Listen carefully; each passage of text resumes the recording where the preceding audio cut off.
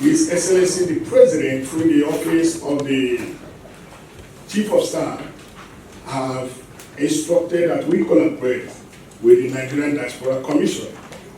So, as of yesterday, based on our agreement, the initial date we have put in here is the 1st to 7th of October. But because of the collaboration, we are now going to shift it to the 3rd week of October so that the activities of the NICOM and the AFRIDU will be put together. So it's the same October.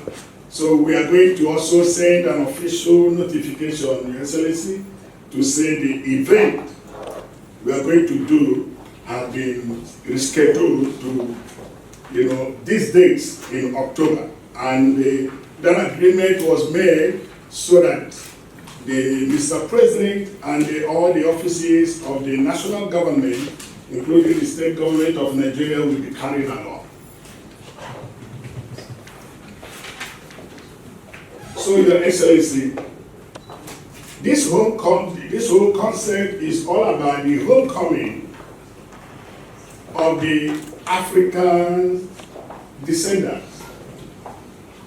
By the way, we are known globally as the African Diaspora Union in all the countries of the world, because in all the continents, in quotes, as the colonial masters gave us continents, in which there are certain areas we do not know which continent they belong to. The Caribbean and the Middle East and the Oceanian and everything, maybe the time will come, those things will be, So what we did is to phrase it in regions so that we have all our organizations and the leadership in regions. And we are known as African Descendants Union. They also, because of how it works in Nigeria, the NICOM were able to give us a letter of no objection, and in the process with the Corporate Affairs Commission, we are registered here as the African Descendants in Diaspora Union, AFRIDU. So it is one and the same organization. When you see African Diaspora Union and African Descendants in Diaspora Union, AFRIDU is one and the same all over the world. So this is about the homecoming of our brothers and sisters that we have lost 500, 400 years ago, in which they were forcefully taken away. They were abused, and most of them still traumatized in generations, that with all that they do in America, in Caribbean and everything, they still suffer identity crisis.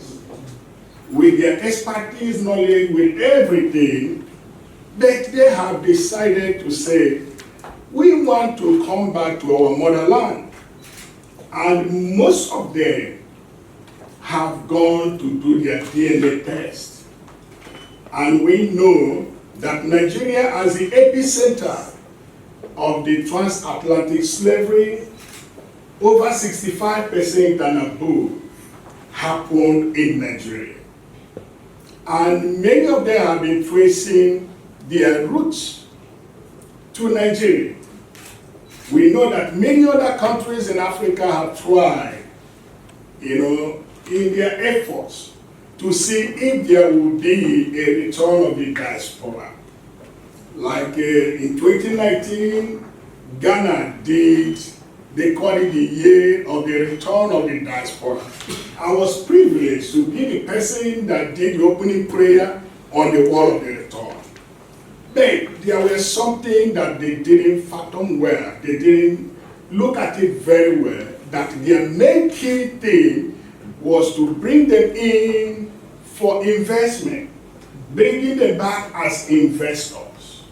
And the people we are dealing with are the same people who believe that they were wrong, who believe that they were displaced, that they not only lost their right of citizenship, they lost their dignity, inheritance, and everything.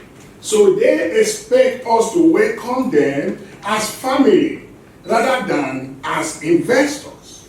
And having, God has made it in a way that most of them have become experts and specialists, in everything, great investors, millionaires. When I have meeting with some of these people, the thing will be is, we don't need anything from you, we are blessed, but the only thing is, we want to be who we are, to be received as citizens. But what we are going to do again is to muster all our resources together to say we are coming back home to rebuild our place. Now, that's why when our governments and representatives of governments will go to United States, go to all these places campaigning for investors, out of 100 or 200 that gathered, you see 2, 3, or 4 trailing coming in, because their problem is, how do we come in to invest where should be our country, and we don't have access to that country? So if we have access as citizens, now we will know that we put in all that we have.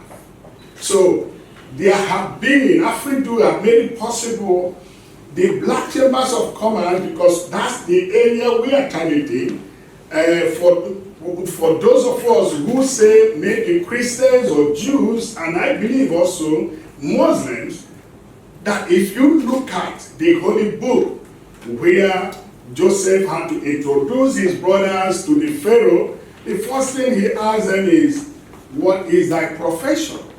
So we know that if we bring them back, the government will ask us, what is their profession?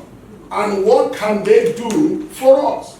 So they now first binded themselves to say, we are going to take the best of the best. Let them lead the delegation.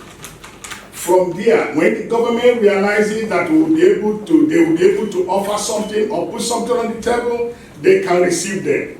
So that's why the people you see here are representatives of the Black Chamber of Commerce. So they are all, very great. Now, they are representing and they'll be communicating, reporting back, to their people. This is how it is going.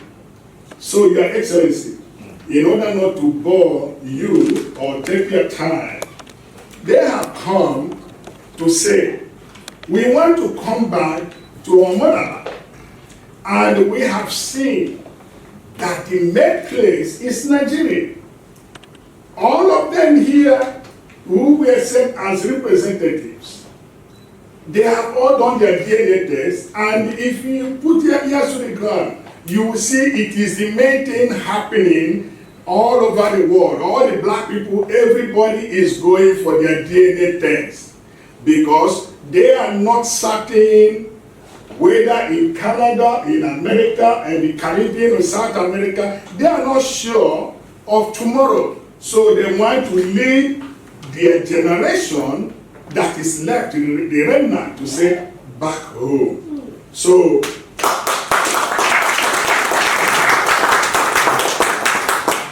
what they are saying, sir, like the Lena people here say, you can't place something on nothing. Neither can you place nothing on something. It's quid pro quo.